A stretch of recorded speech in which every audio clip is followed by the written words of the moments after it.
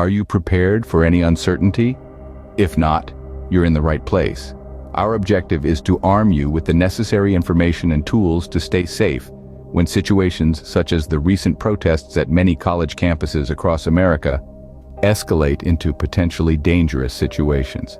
These incidents underline the fact that preparedness is not an option, but a necessity for everyone, including students, parents, and concerned citizens. In this episode, we will delve into how to navigate and stay safe during riots and protests in college cities. Remember, being equipped is a must, not just an option. College protests, a phenomenon we've seen surge in recent years, are often sparked by political unrest and social justice issues. To better understand these situations, we need to delve into the driving factors behind them. In the heart of these protests, you'll often find a common theme, a desire for change. This desire can stem from numerous sources, such as disagreements with political ideologies, dissatisfaction with university policies, or campaigns for social justice. The catalyst can be as specific as a controversial speaker on campus, or as broad as systemic injustices. Take, for instance, the recent events at UCLA and Columbia University. Students and faculty alike took to the streets to voice their concerns over issues they felt were not being adequately addressed. Their actions, while aimed at sparking dialogue and driving change, also resulted in disruptions to the local community.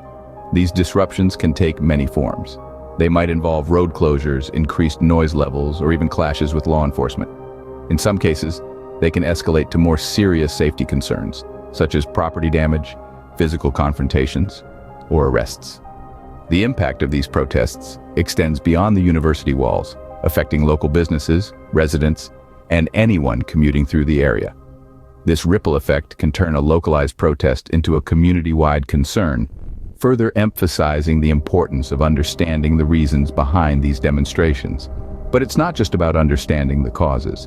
It's also about recognizing the signs of escalation and knowing when a peaceful protest might take a turn for the worse. This knowledge can be the difference between being caught off guard and being able to take proactive measures to ensure your safety. In the end, it's essential to remember that protests, in their essence, are a form of expression and a call for change. They are not inherently dangerous, but they can create challenging situations that require preparation and awareness. Being aware of these causes helps us better prepare and respond to such situations. By understanding the why, we can better anticipate the what and be ready for whatever comes our way. Information is our best tool. Staying updated on real-time news and alerts is crucial in volatile situations. Now let's dive into why this is so important. In today's digital age, news travels faster than ever. Whether it's through social media, news apps, or good old-fashioned radio broadcasts, there's always a way to stay informed. And when it comes to protests and civil unrest, having the latest information at your fingertips can mean the difference between being caught up in a dangerous situation or safely steering clear. Monitoring local news and safety alerts is your first line of defense. They can provide real-time updates on protest locations, the size of the crowd, and the overall mood of the event. This information can help you make informed decisions about your movements and plans. But how can you identify signs of protest escalation? Well, it's all about observing the details. Increased police presence, changes in crowd behavior, and shifts in the atmosphere can all signal that a protest is taking a turn. Remember the recent events at Columbia and UCLA? Those who were vigilant and informed were able to avoid the worst of the chaos. You might be wondering, what's the best way to stay updated? Well, it's a good idea to diversify your sources. Follow local news outlets, subscribe to safety alert services, and even tune into police scanners if you can. Social media can also be a great tool, but remember to verify the information before acting on it. Rumors and misinformation can spread just as quickly as the truth. And don't forget, staying updated isn't only about knowing what's happening right now. It's also about understanding the bigger picture. What are the underlying issues driving the protest? What's the historical context? This knowledge can help you anticipate future events and better understand the world around you. Remember, knowledge is power. Stay informed. Now, let's discuss how to navigate near protests while prioritizing personal safety. In times of civil unrest, it's important to be savvy about your surroundings. One way to ensure your safety is to avoid protest areas whenever possible. Remember the recent Columbia arrests? Many of those caught up in the chaos were not even participants, but merely bystanders. Don't be an accidental casualty of circumstance. However, we understand that sometimes you may have no choice but to navigate near protest areas. In these cases, there are a few tips to keep in mind. First, always keep a safe distance from the crowd. This will give you ample time to react if things start to escalate.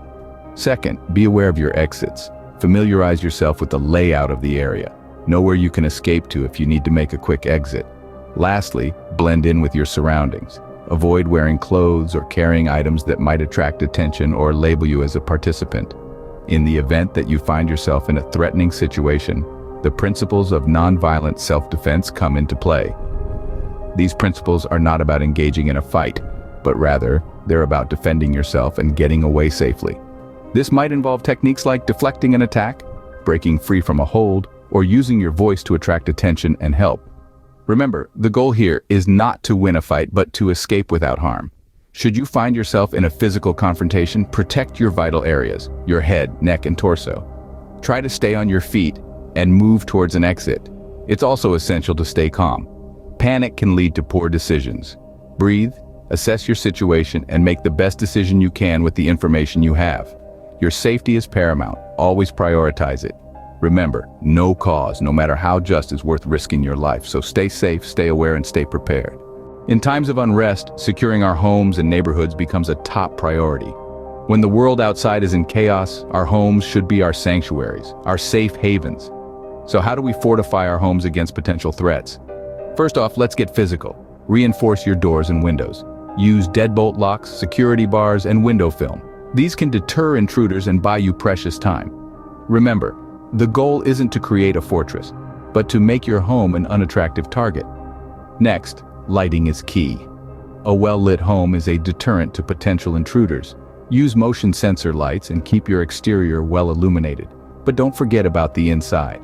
A light on in the living room suggests someone is home, and that's a big no-no for intruders. Now let's talk about community safety plans. Forming a neighborhood watch can be an effective way to ensure collective security. This isn't about being a vigilante. It's about being vigilant. Share information with your neighbors, keep an eye out for each other, and report suspicious activities to the authorities. As we work together to secure our homes and neighborhoods, it's crucial to maintain a list of emergency contacts. This should include local police and fire departments, medical facilities, and yes, legal assistance. In times of unrest, having quick access to these resources can make all the difference. Finally, remember this: home security isn't a one-time task. It's an ongoing process. Regularly review and update your security measures. Stay informed about the latest safety technologies and strategies. And always keep an open line of communication with your neighbors. In unity, there's strength. Let's work together to ensure our community's safety. Being prepared for emergencies can make the difference between chaos and calm. When protests escalate into riots, having a riot-specific emergency kit is crucial. This kit should contain essentials such as a first aid kit, water, non-perishable food items, a flashlight, extra batteries, and a portable phone charger. Don't forget to include a pair of sturdy gloves, a whistle to signal for help, dust masks to help filter contaminated air, and plastic sheeting and duct tape to shelter in place. Now let's talk about escape routes. Taking time to plan escape routes from your home or workplace can be a lifesaver when time is of the essence. Identify multiple routes to ensure you have options should one path be blocked or unsafe. Familiarize yourself with these paths in daylight and nighttime conditions. Safe havens should also be part of your plan. A safe haven is a location where you can take shelter during a riot. This could be a trusted friend's house, a community center, or even a designated public shelter. Make sure your safe havens are along your planned escape routes and are easily accessible. Lastly, we need to consider when to shelter in place or evacuate. The decision will depend on the nature and proximity of the threat. If a riot is close and poses immediate danger, evacuation may be the best option. However, if the threat is distant or there's uncertainty about the safety of routes, it might be safer to shelter in place. Campus lockdowns, like those we've seen at Columbia and UCLA, can serve as examples. During such lockdowns, students were advised to shelter in place until the threat was neutralized or it was safe to evacuate. Remember, the goal is to ensure your safety and the safety of those around you. Having a plan and being prepared can give you the confidence to navigate these situations effectively. Preparation is the key to survival. Let's stay ready. Knowing your legal rights and responsibilities during protests is crucial. First and foremost, it's important to remember that freedom of speech and peaceful assembly are protected under the Constitution. This means you have the right to protest peacefully and express your views without fear of retaliation or censorship. But remember, this protection doesn't extend to acts of violence or destruction of property. Now, let's say you're near a protest and there's an interaction with law enforcement. It's vital to know that you have the right to remain silent, and you can refuse a search unless there's a warrant. However, interference with law enforcement duties could lead to legal consequences, so it's always best to stay calm, comply, and communicate clearly. But what if you're not participating in the protest, just in the vicinity of one? Well, even being near a riot can have potential legal consequences. Charges can range from disorderly conduct to rioting, depending on the circumstances. It's important to stay clear of any illegal activity and leave the area if you feel unsafe or see things escalating.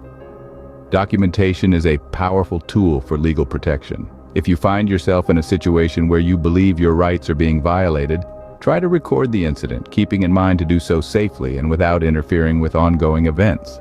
Video footage or photos can serve as crucial evidence if legal action is necessary later on.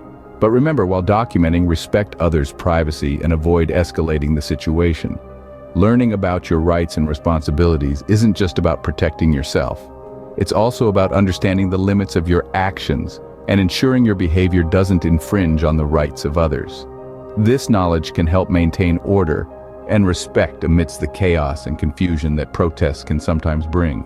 Your rights are your shield. Stay informed and protected.